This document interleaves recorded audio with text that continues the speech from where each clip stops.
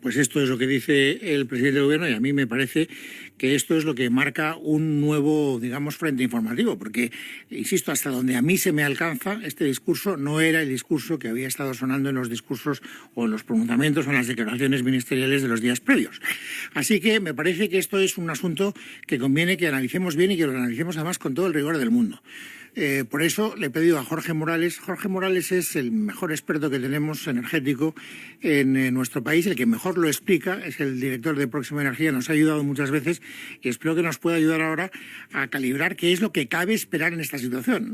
Me fío mucho más de los expertos que de los discursos políticos, porque naturalmente, dependiendo de quién haga los discursos políticos, nos querrán llevar a una conclusión o a otra conclusión distinta. Don Jorge, bienvenido, muy buenas tardes. Buenas tardes, don Luis. Muchas gracias. Inmerecida la presentación. No soy sin duda el mejor experto, pero bueno, trato de aportar luz en toda esta oscuridad. Por lo menos yo, que soy bastante ceporro y no entiendo esto con mucha facilidad, cada vez que hablo contigo, Jorge, pues me termino enterando, que es de lo que yo agradezco. Y precisamente por eso te quiero preguntar. Primero, ¿hay motivos para que el Gobierno esté especialmente inquieto? Porque, se lo decía a los oyentes hace un instante, yo veo que hay un cambio de discurso. Era más tranquilizador hace unos días, es ahora más, digamos, preocupante. ¿Hay razones para la preocupación? Pues mire, en lo que llevamos de semana el petróleo ha escalado un 30%, la luz un 50% y el gas prácticamente se ha duplicado. Yo creo que efectivamente hay motivos clarísimos de preocupación en cuanto a que esto va a impactar no solamente en nuestras facturas de calefacción o en lo primero que están viendo los ciudadanos, ¿no?, que es ir a echar gasolina, sino mucho más. Desde luego a mí me parece un error estratégico enorme el decir desde el principio que esto iba a tener mucho menos impacto que la guerra de Ucrania. Lo que estamos viendo es justamente lo contrario. La guerra de Ucrania se anticipó a finales de 2021, antes de la invasión, con una subida importante de los precios de gas, pero en ese momento estábamos hablando del 5% del suministro de gas, y ahora estamos hablando del 20% del suministro de gas, el que está absolutamente paralizado por la salida de Qatar a través del estrecho de Hormuz en el Golfo Pérsico, ¿no?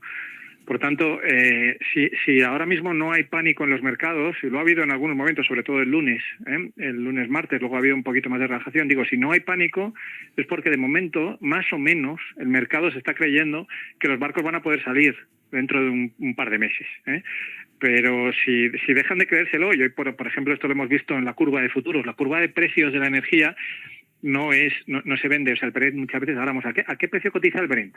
¿No? Y decimos ahora, por ejemplo, ¿no?, está cotizando hoy ya en 90. Ese es el precio del mes que viene, de la entrega en el mes de marzo, ¿vale? En este mes o el mes que viene, ¿vale? Pero la curva es mucho más larga.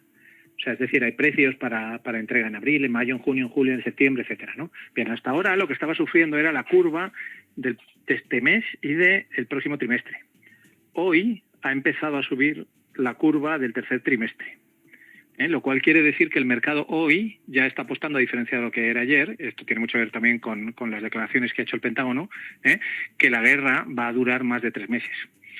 Si esto es así, efectivamente tenemos un problema muy serio en la economía, en particular en la economía española, porque esto se va a trasladar, como todo el mundo sabe, como ya vimos en Ucrania, a todos los productos. Esto no es solamente el coste de la calefacción, insisto, de la gasolina, sino que la fabricación de todo y el transporte de todo al final encarece la cesta de la compra, y veremos nuevamente, si esto persiste durante 3 meses sin duda, veremos nuevamente el IPC subir por encima del 10%. Jorge, ¿y es previsible el ritmo de deterioro de los precios a corto plazo? Lo digo porque es que mañana se cumplirá una semana del ataque de Estados Unidos y de Israel a Irán, es decir, y en menos de una semana, fíjate el panorama que describes.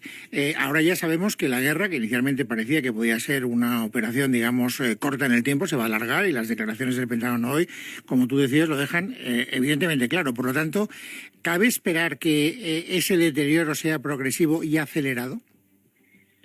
Es imposible responder a esa pregunta. Ya me gustaría a mí responder a esa pregunta.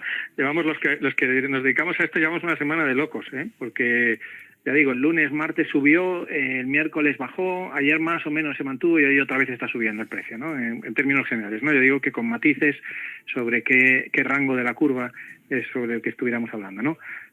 Por tanto, no lo sabemos. O sea, sí puedo decir que en este momento el pánico está controlado, ¿vale? O sea, es decir, han sido subidas muy importantes sobre todo, insisto, el lunes, pero no ha habido el resto de la semana una situación de pánico en el mercado en general, ¿vale? Pero en cuanto se produce cualquier noticia de un ataque a un barco en el estrecho de Hormuz, de cualquier cosa que tenga que ver con los seguros, esto es muy importante, ¿eh? Le anticipo que en las próximas semanas vamos a hablar de seguros, vamos a hacernos todos expertos de seguros en barcos, ¿vale? Porque esta es la cuestión clave ahora mismo, ¿no? Que las compañías aseguradoras no garantizan los fletes y por tanto los barcos, aunque pudieran salir y atravesar el estrecho de Hormuz, pues no lo hacen, ¿no? Y lo que ha ofrecido el señor Trump es insuficiente, porque ha ofrecido una cobertura de seguros que no está, por lo menos lo que ha ofrecido hasta ahora, no está suficientemente detallada y no le da al mercado garantías de que esos barcos puedan navegar, ¿no? Por tanto, ahora mismo hay una incertidumbre enorme y en cualquier momento, ahora según estamos hablando, el precio puede estar bajando y a lo mejor en 5 minutos se da la vuelta y sube un 10%. Esto es lo que llevamos viendo toda la semana los que nos dedicamos a esto, ¿no? Por tanto, es imposible hacer una previsión ya no a una semana, sino ni siquiera a un día vista. Tampoco va a ser mucho más fácil la tercera y última pregunta, Jorge, porque hemos escuchado al presidente del gobierno diciendo, bueno, esto se va a deteriorar, pero por favor que todo el mundo tenga claro que la culpa no es del gobierno. El gobierno no va a ser el responsable de que suban los precios una barbaridad, pero la pregunta que yo le formulo a usted, don Jorge Morales, es, de acuerdo, a lo mejor no es el responsable último, desde luego, de lo que está pasando, pero ¿tiene la capacidad de amortiguar el impacto? Es decir, ¿hay medidas que pueda tomar que minimicen la crisis económica que parece que se nos viene encima? Bueno, naturalmente, ¿no? Vamos a por partes, ¿no? O sea, efectivamente, más allá de la culpa o no culpa, lo que hay es un problema estructural en España, ¿no? En España seguimos dependiendo mucho de los combustibles externos, ¿no? Se ha avanzado bastante en el sector eléctrico, en la parte de renovables, ciertamente, en los últimos 15 años hemos acelerado muchísimo en renovables, pero en el resto de sectores no. Me refiero, por ejemplo, hay dos grandes sectores, que es el del transporte. Seguimos teniendo, como todo el mundo sabe, básicamente el transporte basado en gasolina y en gasoil, y en segundo lugar, el tema de la calefacción. La mayor parte de las calefacciones en España son de gas natural. Por tanto, seguimos siendo muy dependientes. Ese es un problema estructural que efectivamente no se cambia de un día para otro. Ya digo que la política en general, no solo del gobierno español, sino de toda la Comisión Europea, está yendo a hacer lo máximo posible de renovables y además a electrificar lo más posible todos los demás usos de la energía. Es decir, precisamente porque en la electricidad hay muchas renovables, tratar de que todo sea eléctrico, que los coches sean eléctricos, que las climatizaciones sean de aerotermia, etcétera, etcétera, ¿no? Bien, esto es una cuestión, ya digo, de política no española, sino europea, a largo plazo, y en eso estamos, ¿no? Y en eso está también el gobierno, ¿no? Pero en segundo lugar, lo que hay efectivamente aquí es un tema impositivo. Esto ya lo vimos en la guerra de Ucrania y anticipo que si esto sigue así durante, no un mes, sino durante una semana más, empezaremos a ver movimientos desde el punto de vista impositivo. ¿Por qué? Porque la mayor parte de impuestos que regulan la energía en España son proporcionales al precio. Y esto lo que quiere decir, claro, cuando nosotros pagamos, por ejemplo, el IVA sobre la gasolina, o el IVA sobre el gas, o el IVA sobre la electricidad, estamos pagando el 21%. Naturalmente, si el precio base se duplica, pues los ingresos que tiene el Estado por esos impuestos también se duplican, ¿vale? Así que esa es la vía principal que va a tener el gobierno ahora para actuar. Insisto, ya lo hizo en la guerra de Ucrania, bajando esos tipos impositivos de la energía y tratando de contenerlos. Vamos a ver lo que hace ahora. Esto por un lado. Y en segundo lugar, me voy a referir a la llamada excepción ibérica, la famosa excepción ibérica de la que hablamos durante mucho tiempo en el año 2022 y 2023, ¿no? ¿Esto qué es? Voy a recordar a los oyentes. Bueno, lo que se hizo en España y en Portugal es una excepción al mercado eléctrico para que la mayor parte de la energía que hay en España y Portugal, que es renovable, no cobrara el precio del gas, que entonces había disparado, sino que cobrara un precio notablemente inferior. ¿Por qué pasa esto? Pues claro, porque el mercado eléctrico lo que hace es que retribuye al precio más caro todas las energías. Claro, cuando un país tiene un 10, un 20% de energía barata, no pasa nada, porque eso incita a que haya más energía barata, ¿no? Pero cuando tiene, como es nuestro caso ahora, un 60% de energía barata, y si sumas la nuclear es un 80% de energía barata, pues no tiene mucho sentido que el 80% de la energía esté cobrando el precio que se ha disparado, que es el precio del gas, ¿no?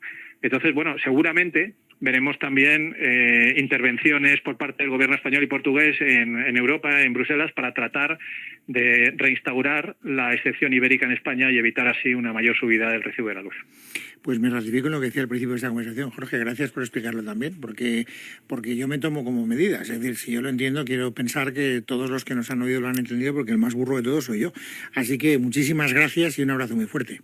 Bueno, muchas gracias a vosotros. Buenas tardes. Bueno, pues yo creo que efectivamente el diagnóstico está muy claro y muy bien explicado. Y